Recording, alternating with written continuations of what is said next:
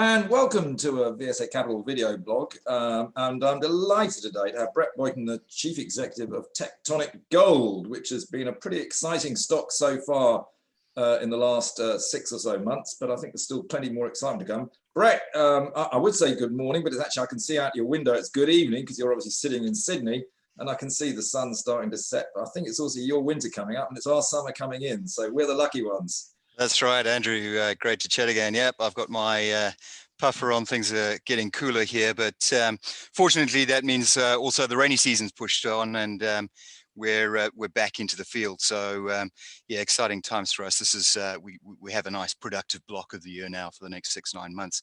Well, let's just first quickly touch base where we are, because obviously, you know, we've just exercised the drill warrants, as they were called, which was very successful. You got in more money than you anticipated. So you've got the money now to do the next program of exploration. So you're well funded, which is always healthy for an exploration company. But what is the plan going forward with this money?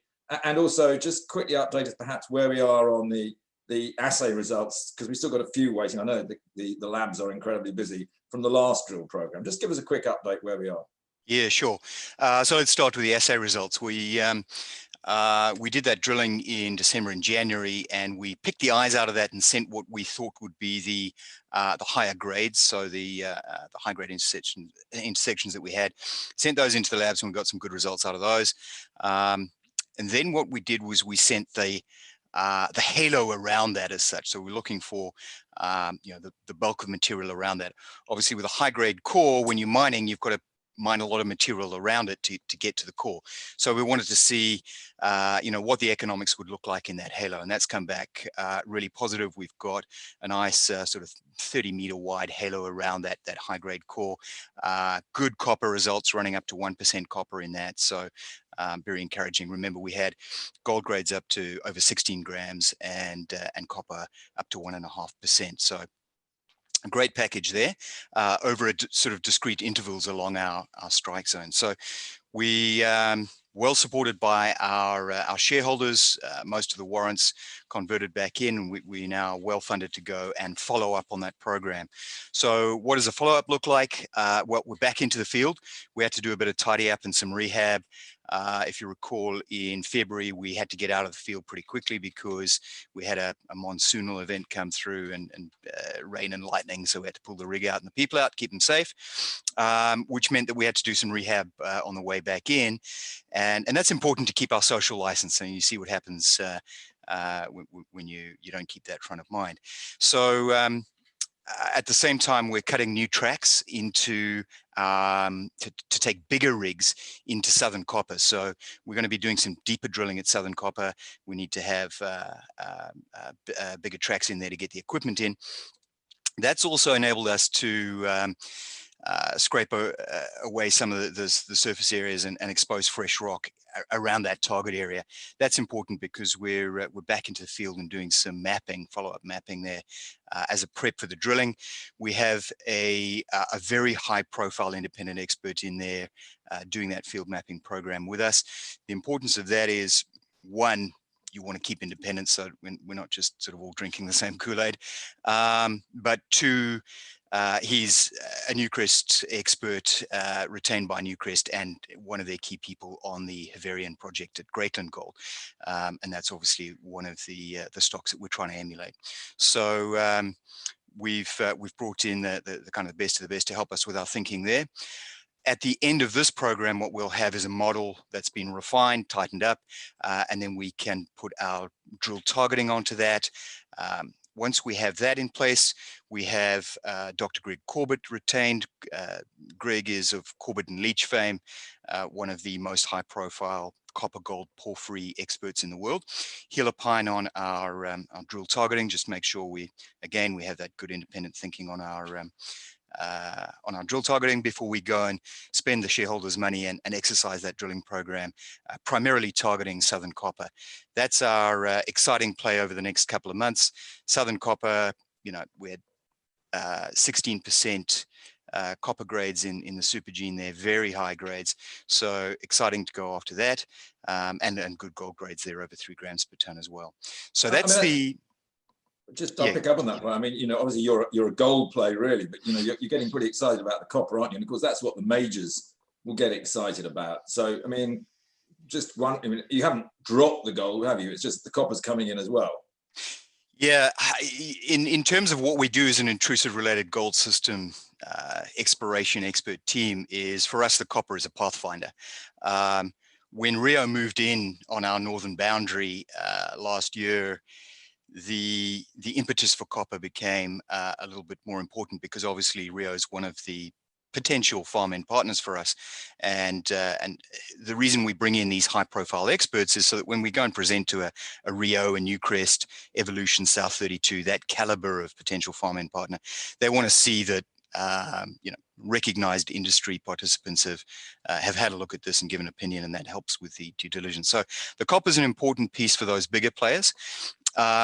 And just where we are in the, I guess, in the commodity cycle, and with the new drive on electric vehicles, etc., and Goldman Sachs coming out recently and saying copper's the new oil, it's become a more important part of the portfolio.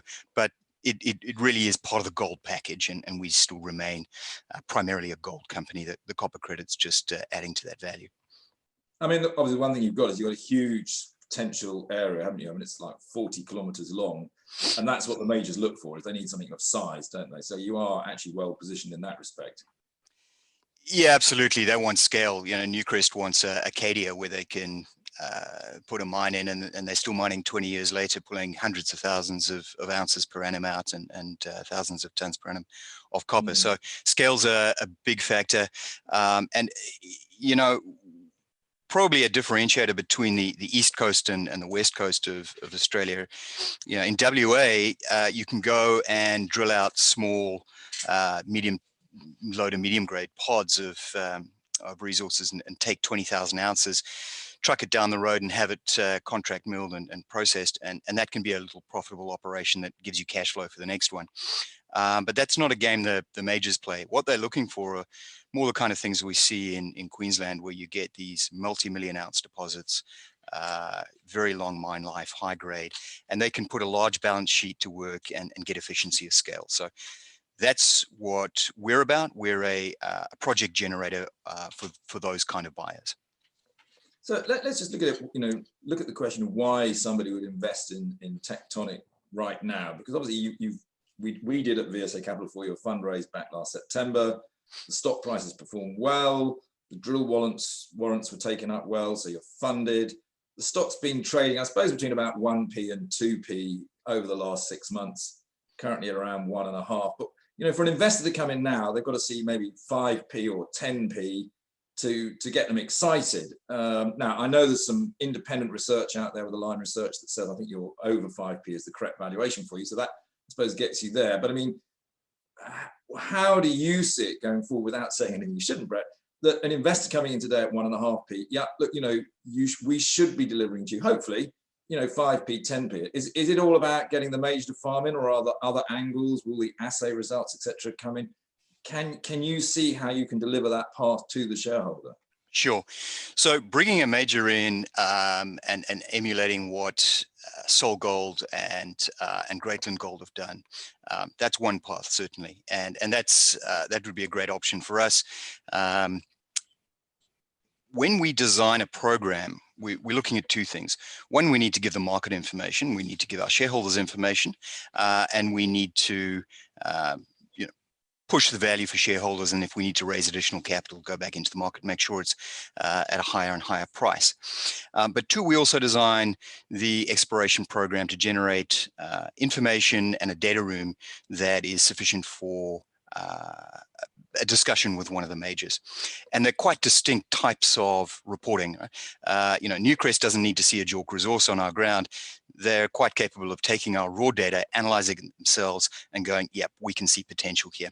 So we are very much focused on generating that first, and then backfilling the second piece, which is I guess the information gap for the retail investor. So for the retail investor coming in now, what's the exciting piece? We're funded up, so that's de-risked.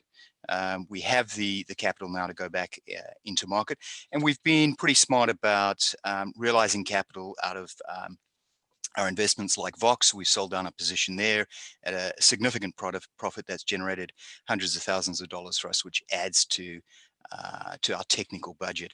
And we have a big position in Kazira, and Kazira's in production now. We're very happy with the joint venture there. The diamonds are coming out of the ground. They're going to auction. They're being sold, and we're progressing with our mineral sands application. That's going to get us into the rare earths business. So there's other pieces of value coming into the company here that will help us afford to go ahead and build our gold aspirations without diluting existing shareholders. So we've got a pretty good share register. It's pretty tight. Myself and the rest of the board and management team are heavily equity incentivized. I make a point that we don't take any cash out of the business.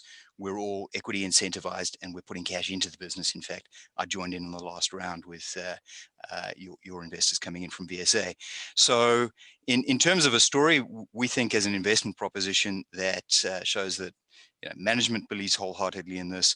We're putting our investment into this, and we're also looking for that kind of outcome, that 5 to 10 P outcome. I mean, look, obviously, if you have fantastic assay results or discover a great find, your share price will go up anyway. And that's actually the best way of getting a share price up to 5 or 10p.